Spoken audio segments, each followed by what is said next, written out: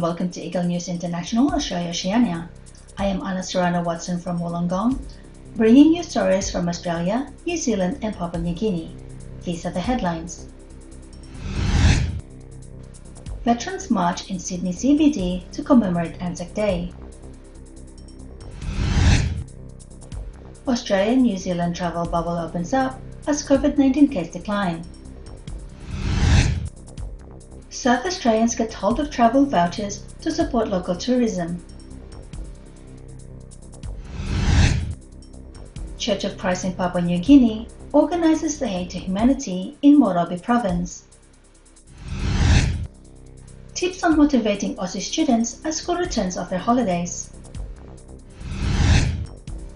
And Townsville's Regional Gallery presents Hannah Murray's exhibition Entropicana.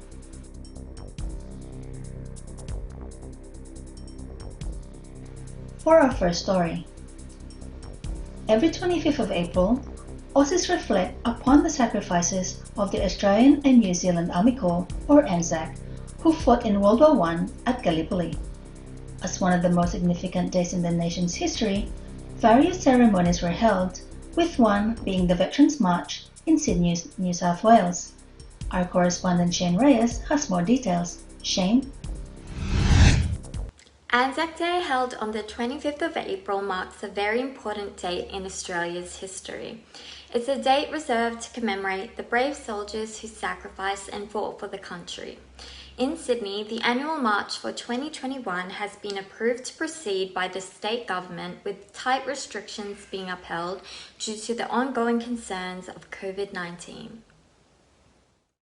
Last year, the Anzac Day march was cancelled due to the peak of the lingering pandemic. This year, the march has been approved to proceed as the state government has provided a special grant allowing an increase of number of participants from 5,000 to 10,000 people. Veterans and their descendants will gather together along with exclusively invited bands to pay tribute to lost comrades and family. The parade was held in the Sydney CBD and began in Martin Place at 9 a.m, with all parties converging where a commemoration service was held next to the Pool of Remembrance at the Anzac Memorial in Hyde Park. This year, spectators were allowed to line the streets and gather together to pay respects, a contrast to last year's commemoration services that were encouraged to be held as candlelight vigils at each individual's home due to the COVID-19 restrictions. As there were expectations to draw in large crowds, precautions were put into place to help protect all involved and minimize the threat of COVID-19. Both spectators and march participants were required to check in using QR codes for contact tracing, extra hand sanitizing stations were arranged, masks were provided, and social distancing was implemented. Due to the generosity of the New South Wales state government, Australians were once again able to proceed with the accustomed Anzac Day traditions to commemorate and honour the brave soldiers that have fought for this country. Reporting from Sydney, Australia, this is Shane Reyes, Eagle News. We live in interesting times. Thank you, Shane. We pay our respects to the brave Anzac soldiers who fought to protect their nations. Now for some COVID-19 updates. We begin to see a semblance of normality for Australians and New Zealanders with the easing of cross-country travel regulations between these two nations. Our correspondent from Townsville, Laurie Kate Solomon, will share more on this. Laurie? The anticipated travel bubble between Australia and New Zealand has commenced this week, with quarantine-free travel and being the first flight overseas opening for more than a year. On 18th of April 2021, Australia and New Zealand opened air borders as all travellers can now fly between these countries quarantine-free. According to the Australian government, travellers who have spent all 14 days in either safe travel zone or have travelled between the two countries and returning within the 14-day period can travel without having to isolate.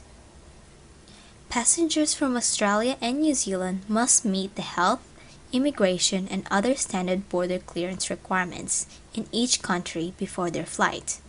all travelers must have current results from a COVID test, no COVID symptoms, amongst other criteria.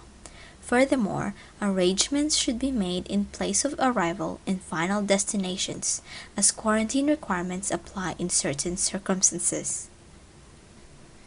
Thousands of passengers were booked to fly between the two countries. Airlines of Qantas, Jetstar, and Air New Zealand will provide routes to occupy passengers traveling from Sydney to Auckland and vice versa. As both countries have contained COVID outbreaks and maintain infection rates low, it is expected to deliver a boost to the economy and tourism industries for both Australia and New Zealand. Emotional reunions filled each airport, with many looking forward to traveling and exploring each country. Amongst all the excitements, people are still reminded to follow and adhere to COVID-19 rules. Reporting from Townsville, Australia, this is Lori Kate Solomon, Eagle News. We live in interesting times. Thank you, Laurie. We congratulate Australia and New Zealand for this headway to economic recovery. More on travel updates. The South Australian Tourism Commission released travel vouchers to the public as the way to encourage their residents to travel within states, saving a good amount of trip expenses whilst promoting local tourism. Here's Adelaide correspondent Katrina Alarcon to talk about this exciting development. Katrina? With the fall season drawing to a close and winter right around the corner, best believe many families are preparing for a winter trip. With the school break falling straight in the middle of the winter season, the South Australian Tourism Commission has encouraged their residents to travel within the state with the help of a special voucher that covers a good amount of traveling expenses. Dubbed the Great State Experiences Voucher, vouchers valued at $50, $100, and $200 were released in a random ballot held between the 21st and the 23rd of April. The vouchers can be used on any participating hosted tours and experiences in South Australia for the majority of the winter season from the 27th of April until the 31st of July. Participants were presented the option of either entering the draw for $50 or $100 vouchers or the draw for a $200 multi-day voucher, with each participant only allowed to enter the ballot once. The voucher can be used for any event or experience of choice, with the participant to pay the remaining cost of the experience. Some of the experiences include the tour of an oyster farm in Coffin Bay, a Morobe River safari, and the highly popular Adelaide Oval roof climb. The voucher system allows for multiple possibilities such as food tours, helicopter rides, diving experiences, and many others, with participants having a wide variety of experiences to choose from. With the tourism economy still recovering from the effect of all the events from last year, this program aims to stimulate the struggling economic sector. This program will help ease the cost on travelers and give the incentive to explore the state of South Australia and all the experiences yet to be discovered as winter approaches. From Adelaide, Australia, this is Katrina Alarcon, Eagle News. We live in interesting times. Thank you, Katrina. We can imagine the excitement of South Australians with its recent developments. After the break, we will learn of the community outreach efforts of the Church of Christ members in Papua New Guinea as they organize the Aid to Humanity program in Morobe province. Plus, let's hear some tips on how to motivate Aussie students as they come back to school after Term 1 holidays. And Townsville's Perk Tucker Regional Gallery presents the works of another Australian artist, Hannah Murray, with her exhibition entitled Entropicana. All these stories when Eagle News International Australia Oceania returns. Stay with us.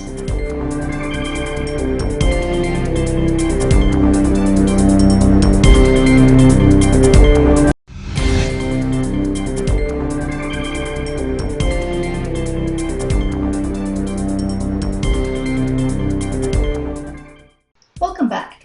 You are watching Eagle News International. Australia Oceania. The Iglesia Ni Cristo, or Church of Christ, is no stranger to carrying out acts of charity to support the disadvantaged. Recently, they have extended their helping hands to the people of Morobe province in Papua New Guinea through the Aid to Humanity program. Eagle News correspondent Echo Hoteleza Canyola is here to walk us through the event. Echo? The Iglesia Ni Cristo, or the Church of Christ group worship service in Ley City, Morobe province, celebrated their 8th-year anniversary in the month of April. Due to the surging coronavirus cases here in Papua New Guinea, the officers decided to celebrate this milestone through an outreach Aid to Humanity program. Ley City have been turned upside down because of this global health crisis outbreak. It has severely affected the movement of residents, disrupted daily life, and the scarcity of healthcare facilities are alarming. Led by ministerial worker Brother Edmarc Velasco, and through the leadership of the Executive Minister Brother Eduardo V. Manalo, the Iglesia Ni Cristo extended their resources and capabilities to help lessen the plight of the citizens in Ley City by distributing food and care packages to alleviate their daily needs. Most of all, the Iglesia Ni Cristo members were able to console the attendees by providing spiritual nourishment with their evangelical doctrines. This month marks the 8th anniversary of the group worship service of Ley City. We managed to celebrate this very important occasion by giving kindness to the people of this province. An Aid to Humanity outreach program would be the best way to help them. We will spread kindness and love to these citizens. The Iglesia Ni Cristo never runs out of kindness. In this time of pandemic, they continuously spread hope and care to the less fortunate people of this country. Reporting from Port Moresby, Papua New Guinea, this is Echo Hortaleza Quinola, Eagle News. We live in interesting times. Thank you, Echo. We commend the relentless efforts of the Church of Christ members in reaching out to the communities in need.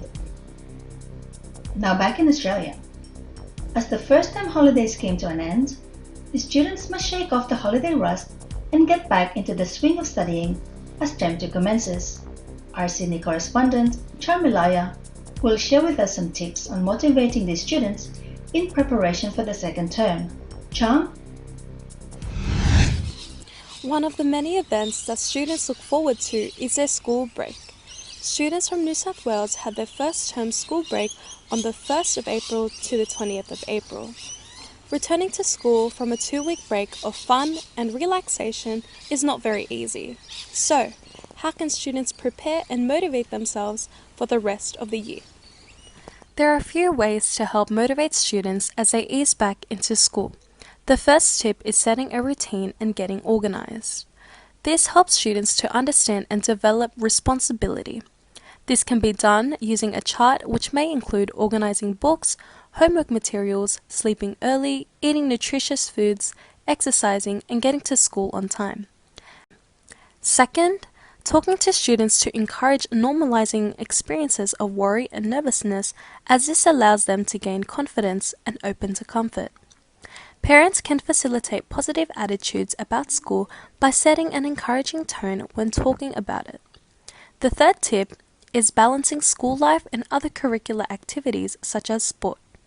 It is important not only academically and socially, but also for students' health. The fourth tip is setting appropriate learning goals and support. This is a good reminder for students to work hard and do things that need to be done in an orderly way. It is important, especially for parents, to support and advise students throughout their school life for them to progress. Lastly, though breaks are over, don't forget to have fun. For example, a quick game to refresh students' memories, buying new supplies with friends and family, cooking together with family, or practicing curricular activities, to name a few. With all these tips, students will be prepared to ease into school smoothly and primed to succeed. As students return to school, Refreshing their mindset and encouraging them positively motivates them to be ready to face another term throughout the year. By supporting students with back-to-school challenges, this can help reduce negative experiences and concerns. Let's furthermore remind students that they are capable of doing and being whatever they want to be to reach their dreams. Reporting from Sydney, Australia, Charm Alea, Eagle News. We live in interesting times. Thanks for the tips, Charm. We wish all returning students the best as they enter the school year's second term. Still in Australia, this country offers a spectrum of art themes, whether it be the First Peoples and their cultural artworks, or the boom of modernism and the wave of eager artists looking into revolutionizing the art scene. In Townsville, one such artist has received recognition for her art exhibition at the Perth Tucker Regional Gallery. Eagle News correspondent Morgan Goodfellow is here to tell us more. Morgan? North Queensland is home to many bright and inspiring artists. Amongst the multitude of artistic influence Australia hosts, Hannah Murray is a name worthy to be mentioned. Based in North Queensland, Hannah Murray is an artist who completed her Bachelor of Visual Arts in the James Cook University and has a graduate diploma in education from the University of Melbourne. An artist and arts educator, Hannah works in a range of media including painting, drawing, printmaking, and more recently, product and fabric design. As a well-respected and encouraging artist, Hannah has gained recognition as one of North Queensland's most beloved artists. Jess Hay, one of Hannah's friends, is a witness of her artistic brilliance. Jess, thank you for taking part in our interview today. So what brings you to the Perth Tucker Regional Gallery? I'm just here to see my friend Hannah's current exhibition. Hannah Murray? Yes. Yes, that's your friend, is it? Yes. This is her artwork behind you? Yeah. Alright, so and what can you tell us about the artist Hannah? I guess first of all, she's a very nice person. Her artwork has really changed over the years. I think you can notice in this exhibition she has used a lot of different art mediums. So she's used acrylic, graphite, digital print, mixed media, just many types of different mediums, as well as there's even a sculpture as well. So I think that's very impressive. Entropicana, the exhibition featured here today, is Hannah's first major solo showcase. Hannah's Entropicana investigates the polarity of environmental institutions via spirited exemplification, critiquing the 20th century. From the 6th of April until the 13th of June, Entropicana is open to the public to be viewed within the Perth Tucker Regional Gallery, located on the corner of Denham Street and Flinders Street, Townsville, from 10 a.m. to 5 p.m. every Tuesday to Friday, and 10 a.m. to 1 p.m. every Saturday and Sunday. Observing health protocols, the gallery is open to a maximum of 100 people at a time. From Townsville, Australia, this is Morgan Goodfellow, Eagle News. We live in interesting times. Thank you, Morgan. The gallery's art displays truly inspire future artists in the making. And that concludes today's program. Thank you for watching Eagle News International Australia Oceania. Join us again next week as we share more stories from our bureaus across Australia, New Zealand, and Papua New Guinea. Visit our websites on eaglenews.net and eaglenewslive.com. Follow us on twitter.com/eaglenews and on facebook.com/eaglenews. Stay safe, stay strong, and take care, everyone. From Wollongong, Australia, I am Anna Serrano Watson, Eagle News. We live in interesting times.